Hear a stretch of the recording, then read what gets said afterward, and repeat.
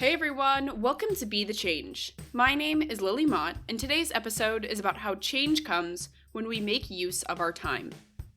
This week's episode features Benjamin Glover, who is a member of the UK Youth Parliament for Merton. Benjamin is passionate about elevating the voices of young people in Merton. So without further ado, let's get started with this episode featuring Benjamin Glover.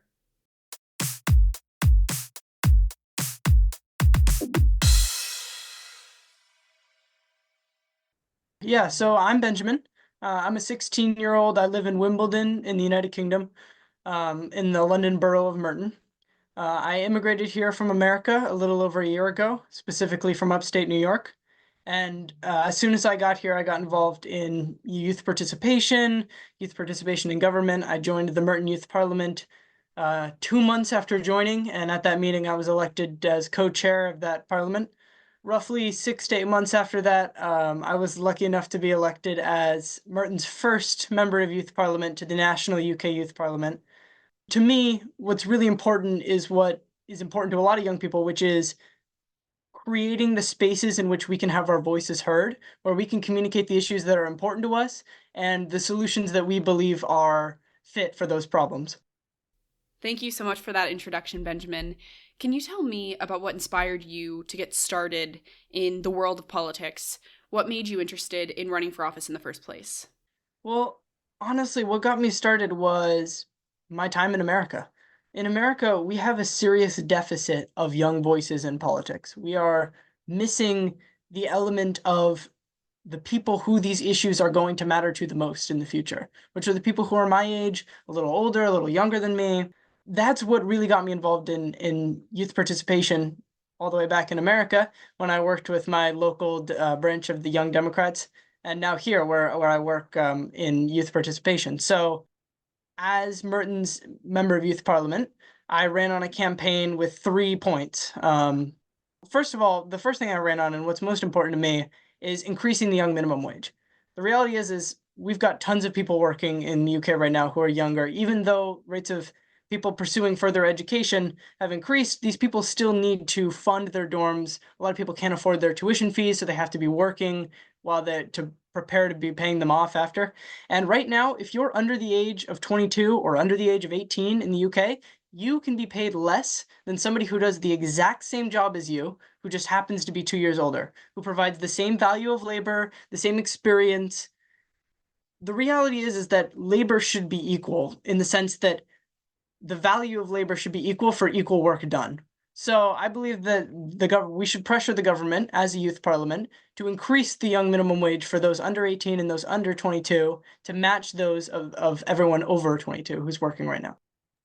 Thank you so much for talking about that issue, and I do think it's such an important one to raise awareness about. Can you tell me a little bit more about your campaign and what that whole process was like? Well, I mean, I can say that, compared to some areas in the UK and definitely the US, I was very lucky. We have great youth participation managers here in Merton.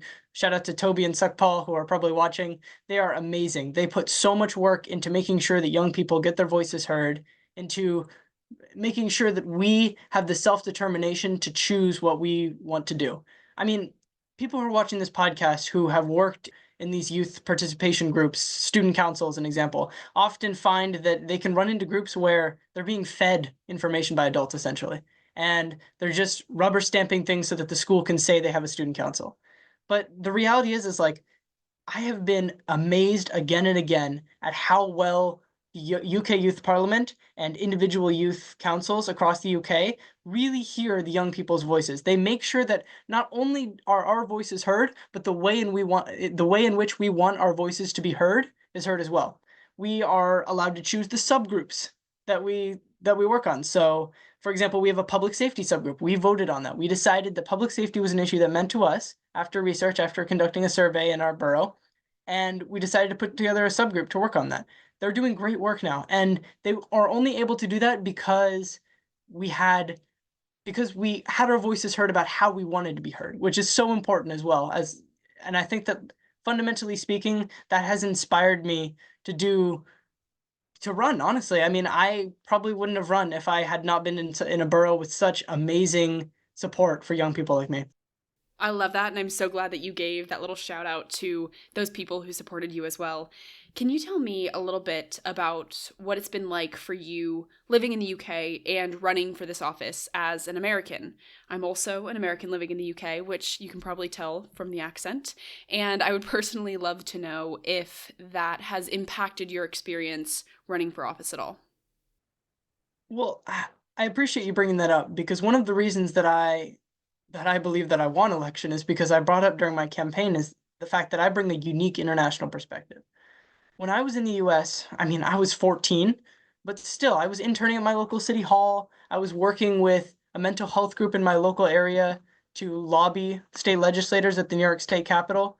Um, and that experience has kind of unlocked a unique perspective on how young people can influence legislators. We often find ourselves confined into these boxes of if you're a young person, you should care about X issues, which, of course, are very important, like the climate. However, the reality is that young people are moving into a world where they're going to have to care about every issue. In America, we talk about the biggest issue for young people being gun rights. It is. I remember being in America. I remember having lockdown drills and hiding under my desk and thinking, maybe this was the one. But the reality is that we as young people are moving into a world where we're going to have to pay for groceries.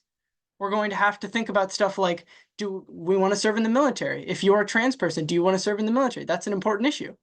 But if we confine young people into these boxes of, oh, you have to care about the climate or just gun rights or this or that, we prevent them from talking about issues that also matter to them. I mean, one of the issues that I ran on was increasing mental health care access in schools. That's a very youth-centered issue. I mean, the reality is like I ran on pressuring the government to provide funding for 40% of school teachers nationally to be trained in mental health first aid. The reason I did this is because in cases of teen suicide, we often find that the points of contact between the beginning of the troubles for these people and the end are often teachers, people in music departments, computer science departments, the only places where these people feel safe, where they feel heard, where they feel like they can express themselves. And if we can train those teachers to be able to recognize the signs and get the help that they need, I think we can save a lot of lives in this country and in America. Now, I want to shift gears a little bit, and I want to say we can talk about this next topic as much or as little as you would like to because it's a very fresh topic. But can you share your thoughts and share a little bit of a reflection on the presidential election results in the US from just last week? Again, share as much as you'd like to, but I'd love to know what it was like for you being in this country, in the UK, and being involved in politics while the 2024 presidential election was going on in the US, where you're originally from. At the UK Youth Parliament, we like to say we're nonpartisan, but we're not non-political. We are a political organization. We are here because we care about these issues. And I'm definitely not going to be ashamed to express my disappointment these last couple of weeks in the results. I actually was in America when the results came in. I left about a day after, and it was a solemn day of sorts. I mean, what we're seeing in America is so painful to so many Americans who are in my generation that we often find this sort of attitude online where people go, just, this is all BS and we tried everything and we had the best candidate and blah blah blah and we should just all give up. And I think that that's a very, very dangerous belief to hold that when we push for change, it's not immediate. It's not always going, we're not always going to win immediately. But as young people, we are the ones who have the most time to keep pushing, to keep fighting for these issues that matter to us, you know, to protect reproductive rights, to protect liberal values that are important to us. And if we give up, then we let them win. We let them win for our generation, the next. We let them win for our kids and our grandkids. We let them win for our parents and our grandparents who suffered under COVID, under the Trump administration, and who are feeling the same pain as we do. And fundamentally, as young people, this needs to be an emboldening moment for us. We need to take a look in the mirror. We need to ask ourselves why we aren't winning now, why we aren't communicating our message well, and how we can do better in 2026 and 2028. Those are some really encouraging words, and I think that you very much echoed some of the points in Kamala Harris's concession speech, and that was really powerful. So thank you for sharing that. Very well put. Now, I have one last question for you. Lots of young people want to make change, but they may not know how to get started with that work. What advice do you have for those people who may be listening?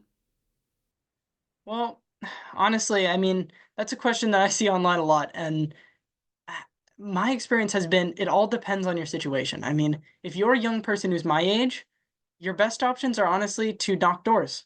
Reach out to your local political persuasion of choice or campaign group. There's lots of campaign groups that campaign for specific issues, but not for a political party if you don't identify with one. But if you're somebody who's a little bit older, you're in college, you're passionate about these issues, you feel like you have a real stake in them, I would encourage them to run. We need younger lawmakers, we need younger legislators, we need younger administrators in all sectors of government. And if you aren't the politician type and you don't want to run and you don't want to go through all of that, there's other pathways to change. You can work for those people. Those people do not know everything and they can't do everything themselves. That's the reality. They have huge staffs of intelligent, kind, very nice, and very passionate people who are fighting for change just as much as the politicians are. There's so many ways that we can all pitch in, but everything from donating a couple bucks to knocking a few doors to winning a few elections matters to the movement. It all matters. And as young people, we're gifted with a lot of time. The reality is that people say that young people don't have a lot of money, but they have a lot of time. And time is everything in politics. When people knock doors and have that real human conversation with people, and people pick up the phone and make calls, that changes so many more minds than the big money does. I mean, I think that like one of the most powerful ways that young people can get involved is by looking individually at the issues that young people care about. So if you're somebody who's my age, right, look at the issue you care about most. Let's say it's gun control, right?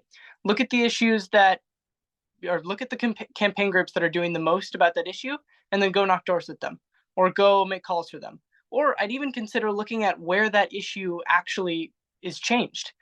A lot of issues aren't changed at the national level. As much attention is given to the national level, a lot of issues have more change at the state level and at the local level. So I would seriously consider looking at those as well.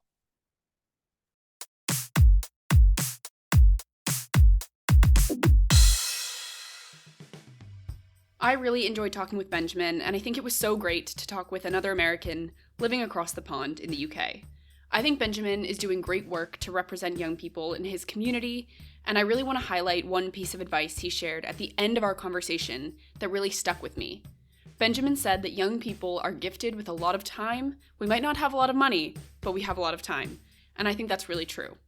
We have time to get involved in campaigns and organizations that are raising awareness about issues that we're passionate about. And if we don't know what we're passionate about yet, we have time to figure that out too. I think Benjamin is a great example of someone who is using his resource of time to advocate for others and to try to improve their lives, which makes him a great example of how change comes when we make use of our time.